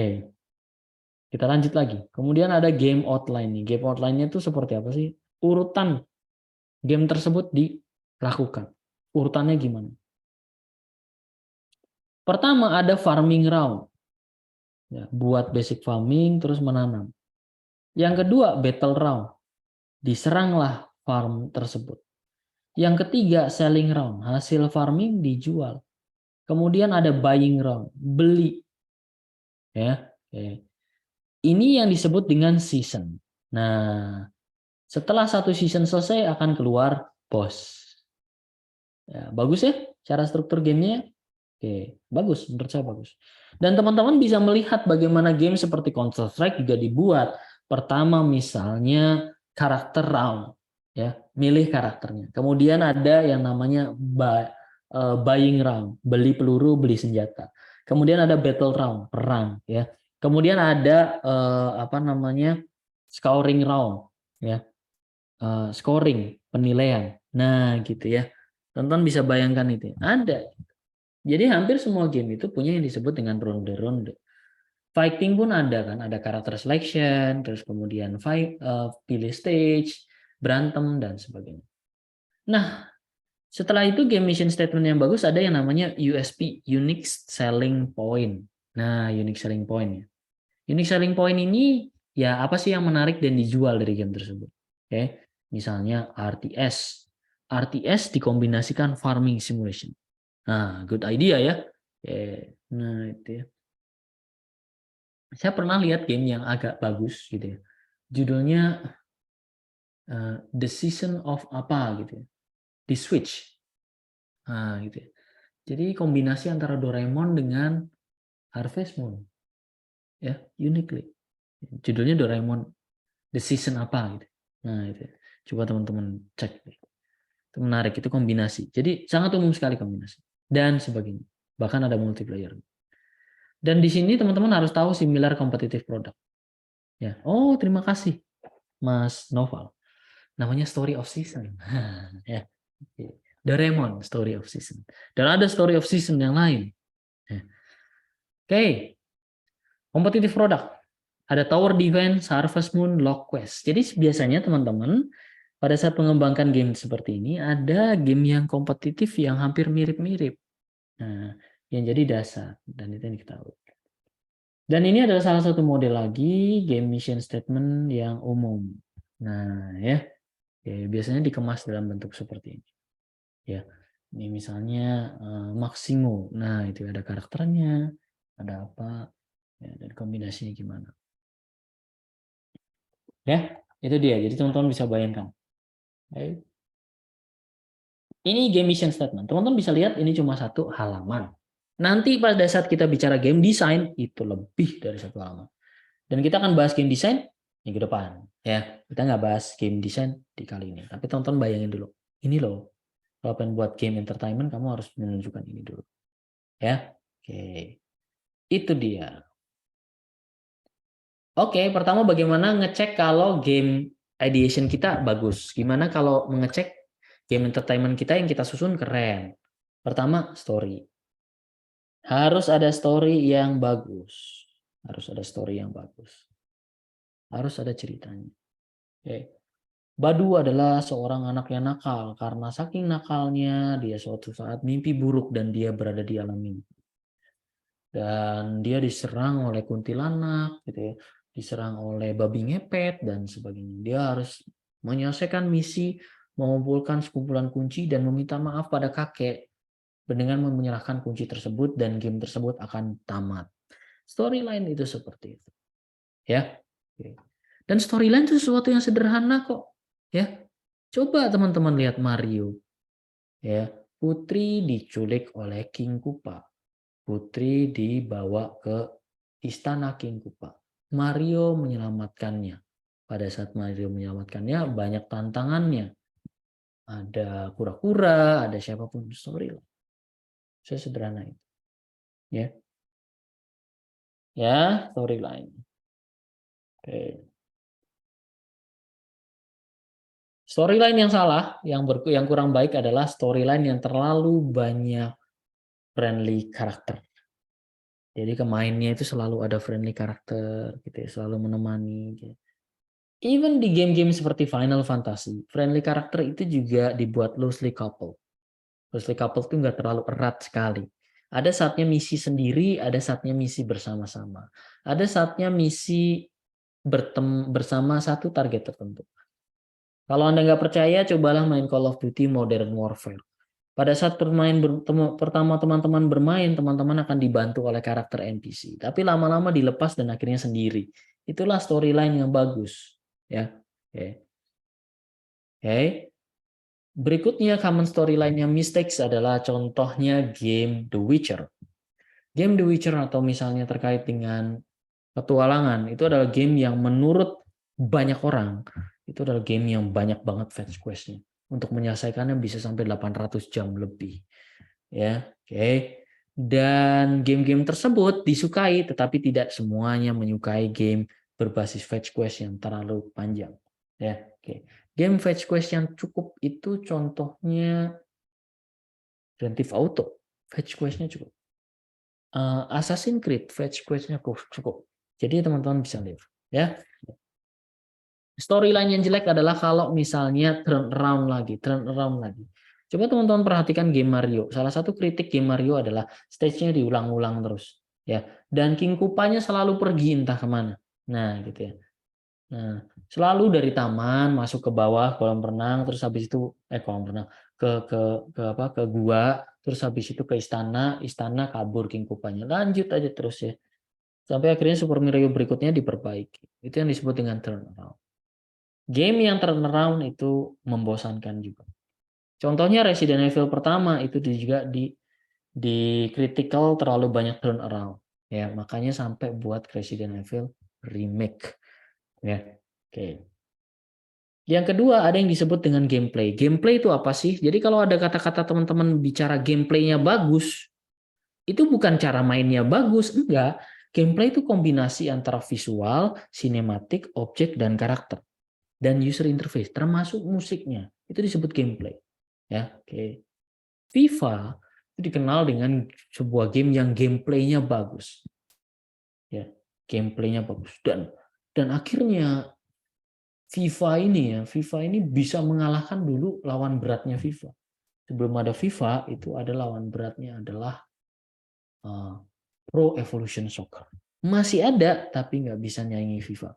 Even FIFA juga bisa sampai monopoli. Monopoli nama pemainnya, monopoli lisensi pertandingan, dan sebagainya. World Cup gitu ya. Nah, misalnya itu. Cuma ada di FIFA gitu ya. Kalau teman-teman pengen main di PES itu harus modifikasi sedikit, pakai mod sedikit, dan sebagainya. Nah, itu ya. Gameplaynya. User interface, karakter. Tapi gameplay itu berbasis pada dua story sama settingnya gimana. Nah, setting itu apa sih? Ya, bagaimana kita mempersonalize game? Ya, ya. Oke, gameplaynya keren banget. Saya bisa buat karakter sendiri. Nah, ya, itu game setting. Itu game setting. Ya, dan storyline-nya ceritanya. Oke. Sebuah gameplay itu tipenya ada dua, linear atau non-linear. Game seperti Assassin's Creed, Genshin Impact itu adalah game yang non-linear. Sementara ada game yang linear yang Anda harus teruti aja dan semua akan tamat. Misalnya Halo 5, kemudian misalnya game-game yang lain berbasis cerita, itu linear. Ya. Linear itu bukan berarti harus lurus terus, enggak, bisa belok-belok juga. Contohnya Battlefield, kemudian Tomb Raider, itu adalah game-game yang linear. Ya, gitu ya, teman-teman. Oke. Gameplay elemen isinya terjadi ini. Ada visual, objek, karakter, UI, dan audio. Ya, visual itu tampilan visual, ya. Sinematik itu cutscene, ya. Objek itu objek-objeknya, ya. Bagaimana kita berinteraksi, ya. Ada dua objek, baik objek yang bisa kita interaksi atau objek yang nggak bisa kita interaksi. Ya, ada karakternya, karakternya harus unik. Bahkan untuk membuat sebuah game entertainment, biasanya kita menyusun sebuah model seperti ini. Fisiknya bagaimana, kurus, tinggi, dan sebagainya. Makannya apa, dan sebagainya. Di era tahun 90-an, ya, di era tahun 90-an, ya, kita akan kenal satu game yang cukup menarik, yaitu game Ninja Turtle. Gitu ya. Karakternya, fisiknya jelas kura-kura. Makannya apa? Ada yang tahu Turtle makannya apa? Pizza gitu ya. Hidupnya di mana? Di bawah gitu ya. Rutinnya seperti apa? Dan jalan-jalan dan sebagainya. Nah, itu ya. Oke. Even karakternya punya beda-beda. Leonardo, Michelangelo dan sebagainya itu punya karakter yang beda. UI, tampilannya. Oke. Contoh UI seperti ini. Oke.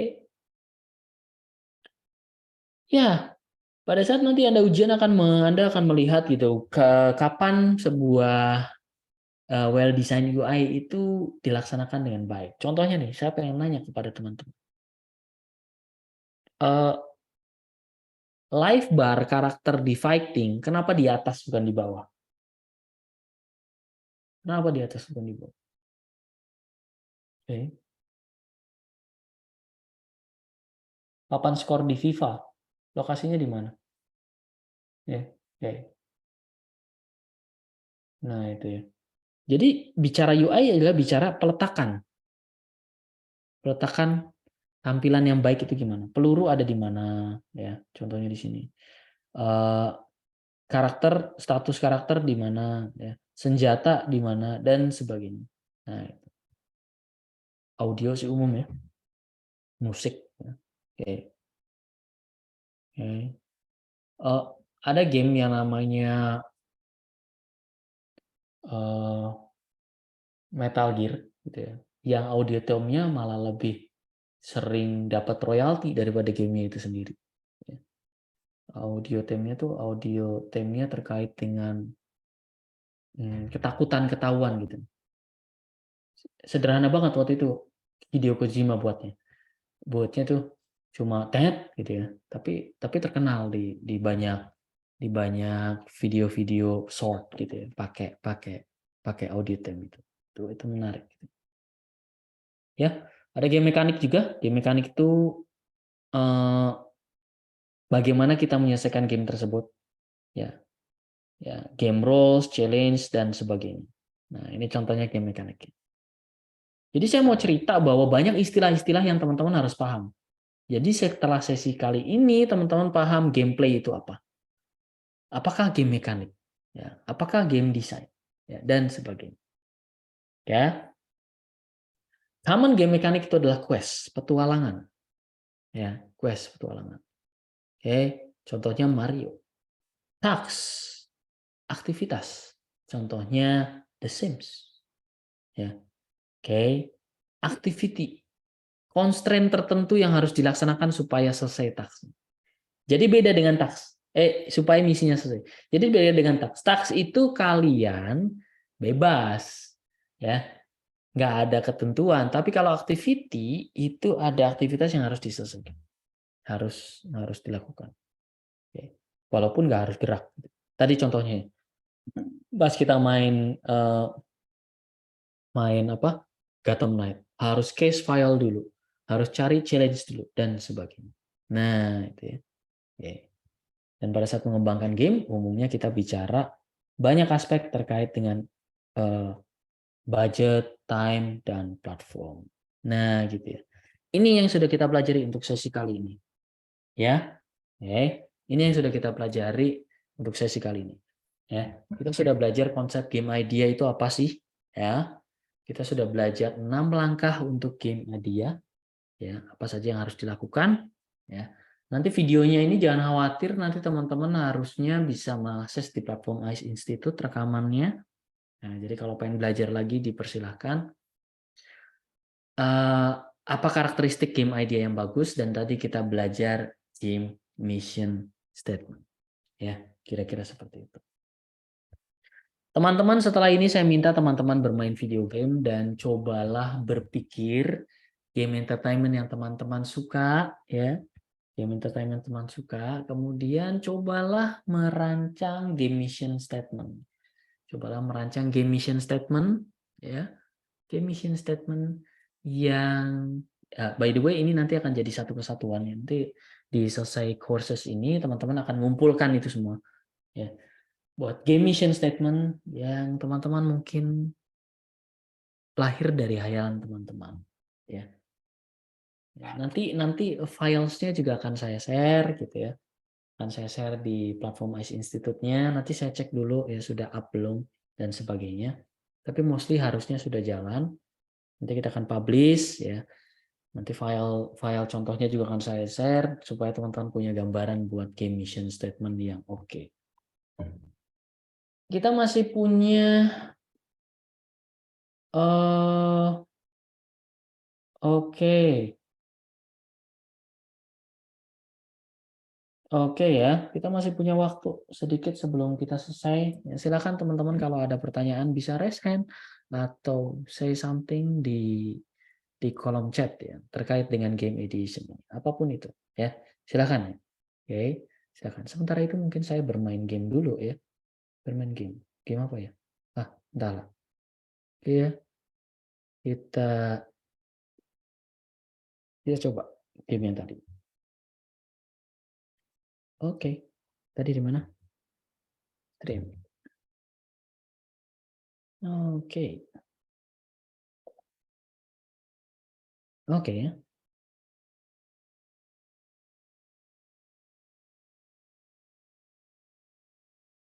Kita akan melihat beberapa game yang basisnya mungkin nggak harus sesuatu yang wah gitu ya. Tapi teman-teman bisa melihat beberapa game itu basisnya simple gitu ya. Basisnya yang simple. Seperti game apa nih? Jump Force. Kita lihat, game Jump Force ini yang gamenya saya melihat naratologi. Tentu teman-teman kenal Naruto, ya, Son Goku, dan karakter-karakter yang lain, gitu ya. Dan pada saat kita bicara game ini, kita sudah pasti tahu game ini adalah game dengan genre fighting. Ya, Game ini tentu dikembangkan oleh Bandai. Ya. Game developernya tuh ya. Ya. Ini teknologinya. Oh, jadi Bandai Namco itu publisher jangan-jangan. Dan mereka mengembangkan pakai Unreal Engine. Engine yang udah dikenal banget ya. Engine yang udah dikenal banget. Oke. Untuk game mission statement, apakah ada deadline-nya? Belum ada saat ini ya. Kita nggak bicara deadline dulu ya. Nanti pas sudah ada kita masuk ke game design, maka itu adalah sesi deadline untuk game mission statement. Oke. Jadi kira-kira seperti itu. Jadi jangan khawatir, sekarang Anda prepare dulu. Mungkin kalau ada tugas dari kuliah lain ya kerjakan dulu saja ya. Sementara teman-teman belajar main game dan sebagainya. Oke, ini kok beda ya. Nah, saya panggil yang Xbox Network aja. Oke. Nah, itu. Oke, dan saya pakai karakter saya di sana. Oke. Ya, karakter. Ini termasuk game setting. Ya, supaya Anda ingat ya, ini game setting. Ya, game setting. Salah satu bentuk dari gameplay yang keren adalah adanya game setting. Saya bisa buat karakter sendiri dan sebagainya. Itu adalah sesuatu yang keren. Ya. Oke. No loading lama juga ya. Oke, no loading. Oke, saving. Dan saya kaget begitu saya main game fighting tapi ternyata saya harus seperti ini. Kalian tahu ini apa ya? Ini adalah, jadi ini bukan fighting. Fighting RPG. Oke. Fighting RPG. Oke. Dan di situ ada upgrade ya. Tapi tunggu. Ada story-nya juga. Oke. Sejak kapan Vegeta ketemu dengan siapa tuh? Ya. Ada yang tahu siapa karakter? Sanji, Pak. Makasih. Wah, ini udah bener-bener aneh. Ada aja. By the way, saya jarang banget main ini gitu. Oke. Mungkin saya beli ini karena ada Naruto. Mengingat masa-masa bahagia di masa lalu. Kita skip ya. Nah, teman-teman bisa lihat ada ceritanya itu. Ada ceritanya ternyata. Ya, saya nggak tahu apakah di sisi teman-teman cukup lancar streamingnya. Oke. Oke.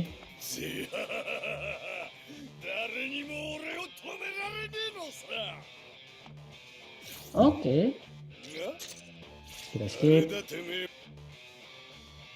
Nah. Oke, selalu ada tips. Saya ingetin dulu ya cara mainnya gimana karena saya udah lama nggak main ini. Dan di sini baru fightingnya.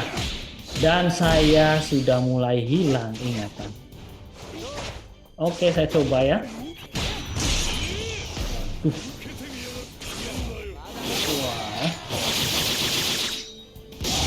Oke, luar biasa.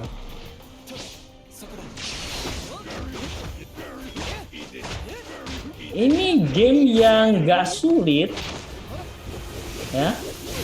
Kenapa? Karena saya nggak perlu. Wah, ya. Saya bisa Kamehameha.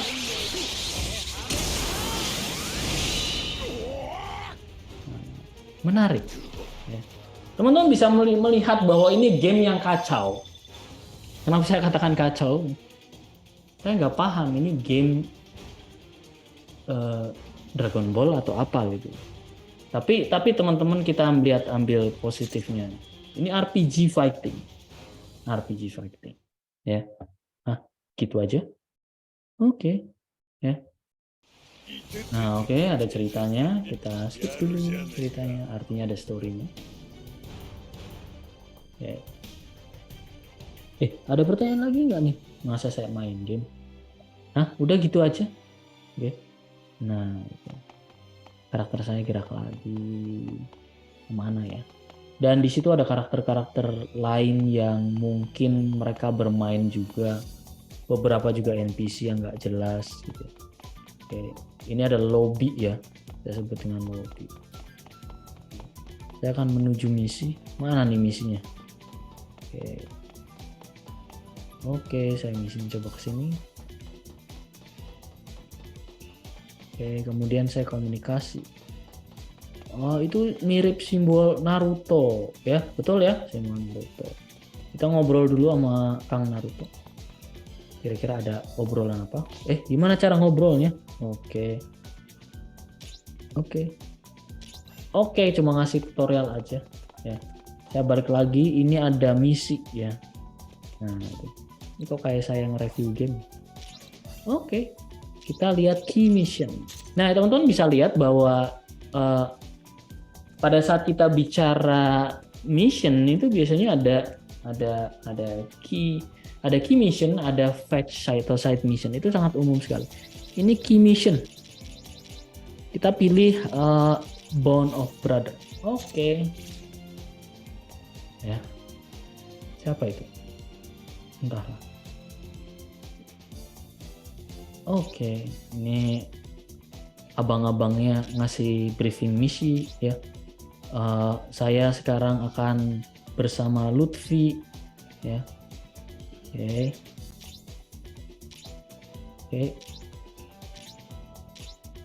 Oke, kita lihat. Ya, ini gamenya nggak banyak mikir, Ya, ada lagi nggak nih? Wah, grafiknya so-so lah ya.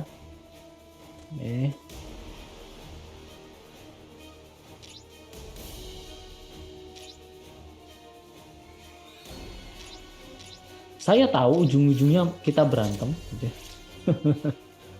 Sangat mudah ditebak. Dan di sini saya mau cerita tentang game mekanik. Oke. Aduh. Oke. Di sini game mekaniknya ya, visualnya oke. Mampus lah saya.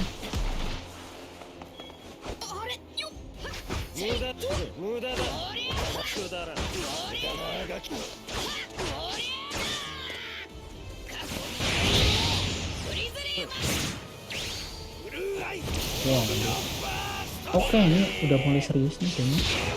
Teman-teman bisa melihat visualnya, si Lutfi udah mulai berantakan itu bajunya.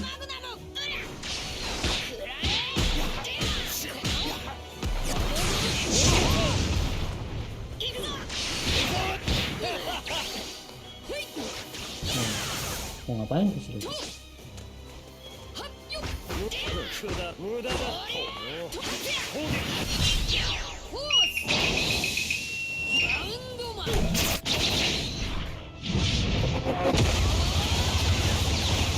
Saya mulai khawatir saya kalah karena lihat darah saya gitu. Tapi ya namanya main game ya. Kita tidak boleh putus asa seperti layaknya kuliah atau mengerjakan skripsi.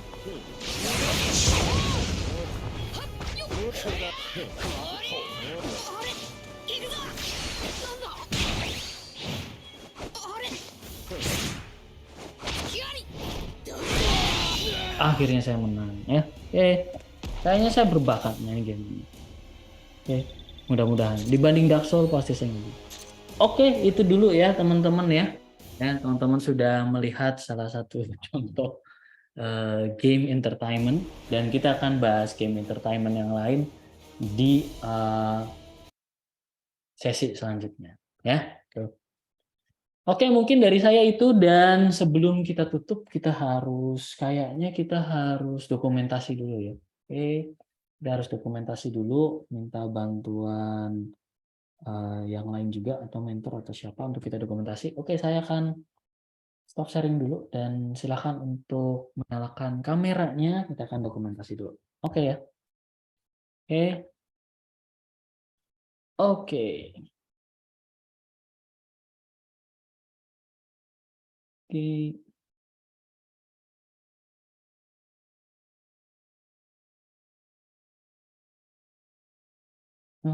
Kita akan view gallery.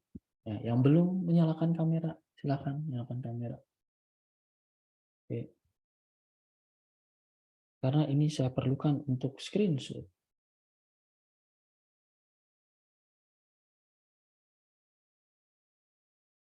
Oke, sudah menyalakan ya. Oke. Eh.